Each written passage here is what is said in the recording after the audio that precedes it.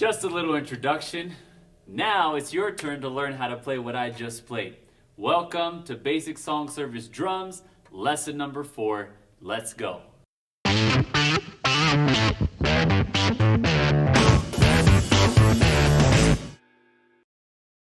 Alright, so what I just demonstrated is just a couple small things that you could incorporate in your drumming to spice it up a little bit, just to add some flair. Drum fills are very exciting. It's not just that they're exciting, but they do add a lot to music, a lot to song service. So I want to show you guys just an introduction to fills, and hopefully you guys can take a couple fills in this lesson today and go and practice them and incorporate them into your drumming, all right? So before I do that, there's something very important that I want to go over first, and that is something called dynamics. Now, basically what dynamics boils down to is sound control or volume control. So when you're playing the drums, one of the funnest things about the drums is the noise. If you don't like noise, you probably don't like drums, but just an assumption. But the thing about drumming, when it comes to becoming a good drummer, is 1, learning control, and 2, part of that control is learning how to control your volume.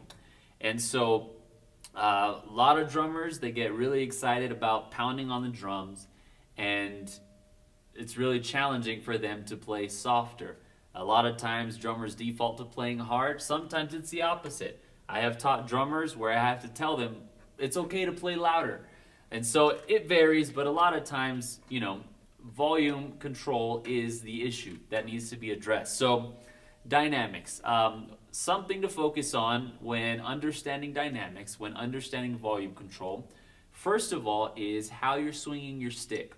If I were to have my stick closed and just have a really light grip on my stick, I have it close to the snare drum and just lightly drop it, it's really soft.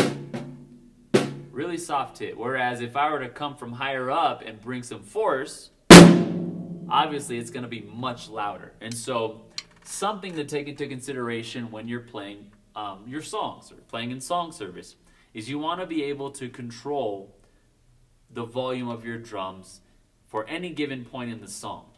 And so each song has a different flow to it, has a different feel to it, different approach.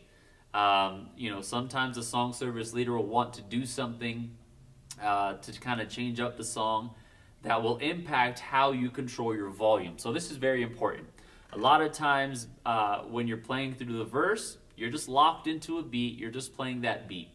Now, a lot of times when it comes to transitioning to the chorus, you'll add a drum fill in there, you crash it, and generally your volume can increase because it's more of the climax of the song. And so think of it that way. The chorus is your opportunity to be able to adjust your volume to be a little bit louder, whereas when you go to the verse, generally you'll bring that volume down at least a little bit, sometimes a lot, depending on the type of song. And so keep that in mind when you're playing. The other factor when it comes to having control with your volume is the speed of the song. If you're playing a slow song, a lot of times you're not going to be pounding really hard when it comes to a slow song. You're playing usually really soft, but this is why I taught you the rim click pattern in the previous video, because that helps you bring your volume down quite a bit.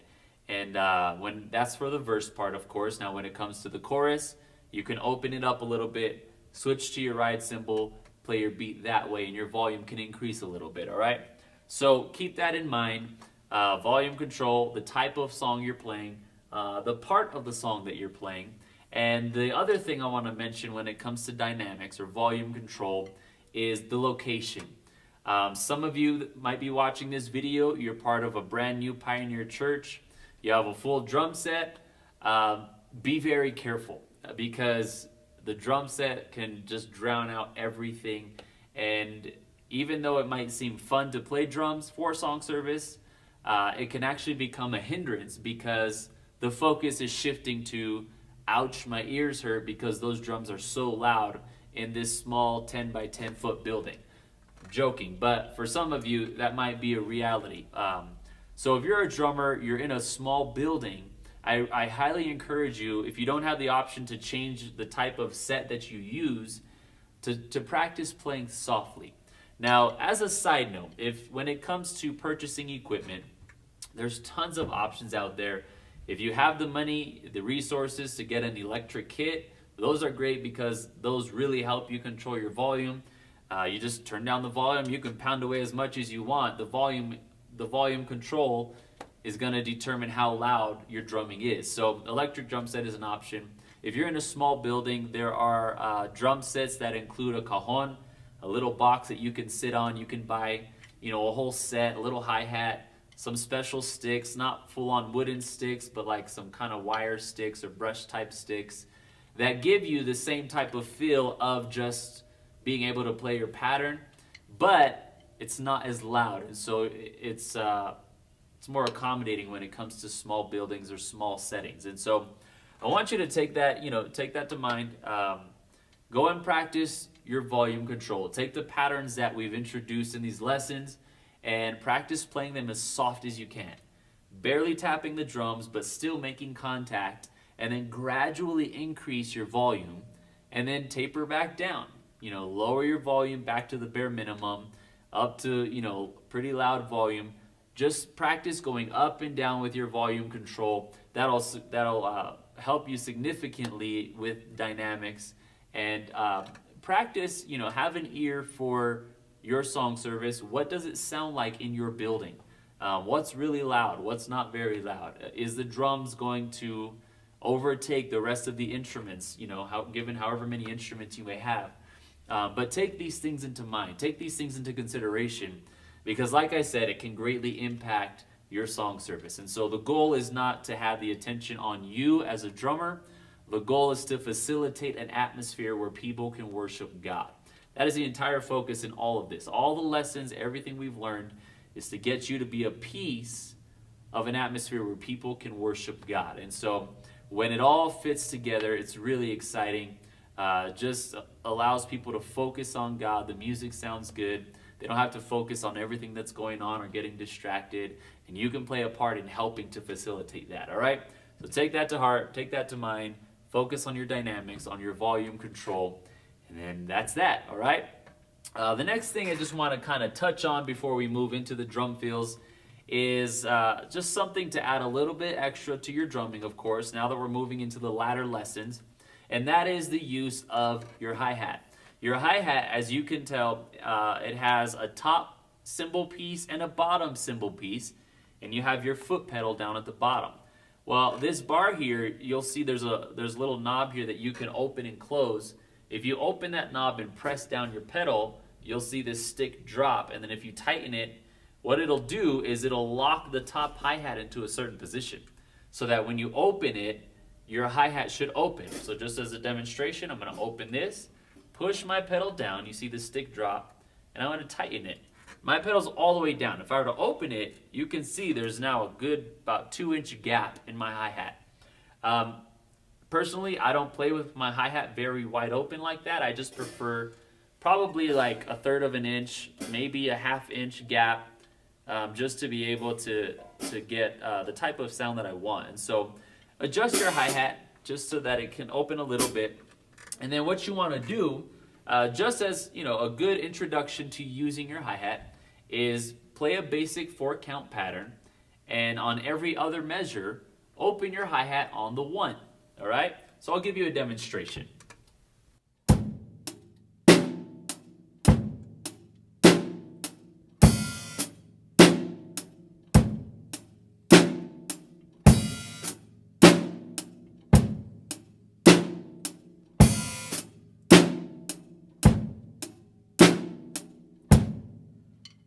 So you can hear it's a nice, crisp opening sound.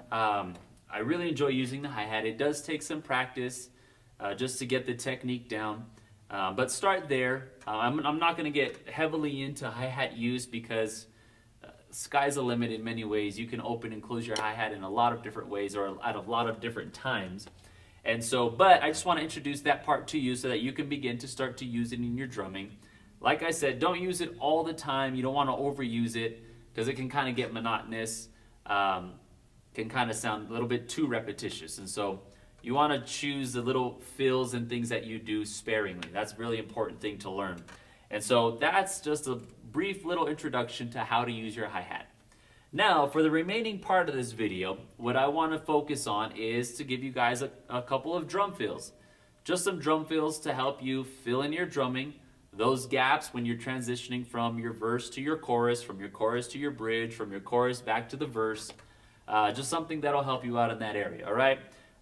This is a lot of fun, but one thing I stress is make sure you have the basic pattern down, okay? If you're jumping to this video just because you want to learn drum fills, I highly encourage you to start at the beginning. If you haven't had basic drum lessons, either from these videos or other videos on YouTube or personal, whatever the source, I encourage you to start with the basics. Start with the fundamentals, basic patterns, basic beats. That'll get you familiar with how to use the drum set, and then move on to the drum fills, all right? For those of you have been practicing, you've locked in your beats, you're feeling really comfortable, let's incorporate some drum fills, all right? The first drum fill I want to teach you guys is pretty simple. The concept is really easy. All you're going to need to use is your snare drum and your floor tom, or the lowest tom that you have, all right? And basically what you're going to do is you're going to hit your snare drum and floor tom using a 4-count pattern, but we're going to use eighth notes. So it's going to be a 1 and 2 and 3 and 4 and, okay? So you're going to hit the snare drum and floor tom together on every single one of those eighth notes, all right? So just on its own, it'll sound like this.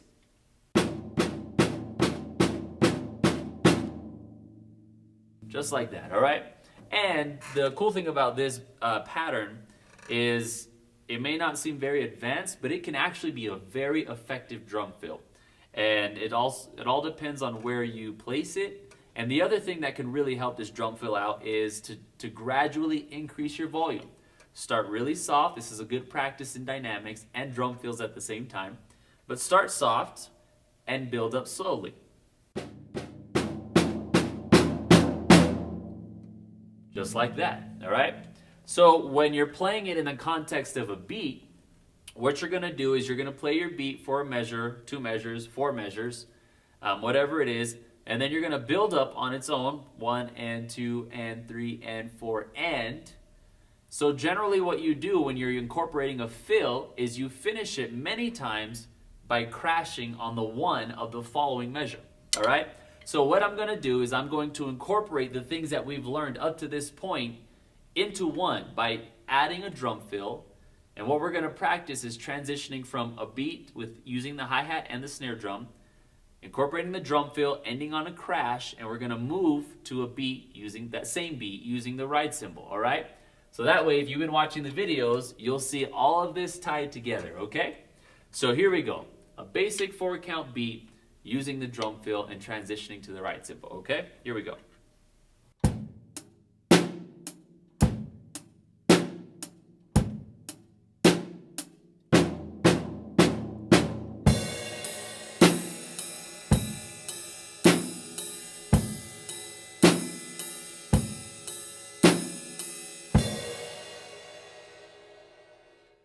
So there's a start.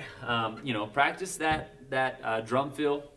Practice starting soft and building up to that last eighth note, and then of course transition to your crash cymbal on the 1. Go to your ride cymbal, and then you don't have to just stick to your ride cymbal the whole time. You can go back to that same drum fill, crash it, and come back to the hi-hat, just to get some exercise of transitioning back and forth and throwing in a fill right in between there. All right.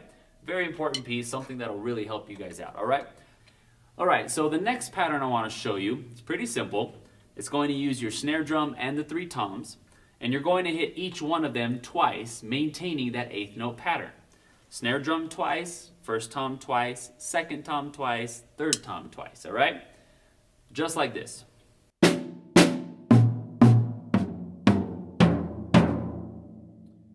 All right, now this is how it would sound with a beat.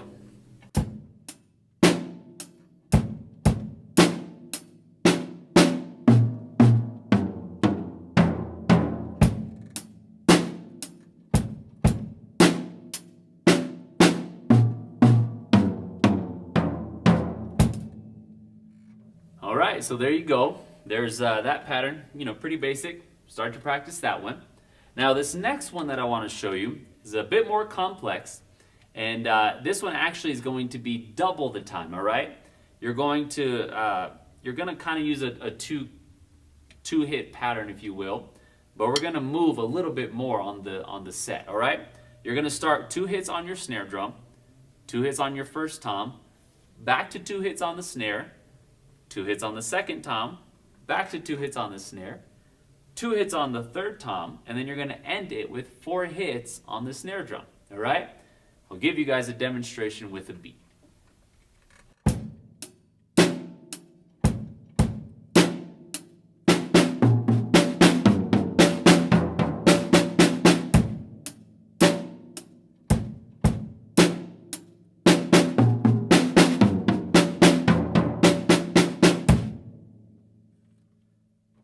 All right, so there you go. Now you have 3 basic fills that you can begin practicing to start to expand your drumming a little bit, all right? So I encourage you, take these fills, incorporate them into some of your songs, song service songs if you can. Also, and this is how I learned, go and expose yourself to tons of music if you can.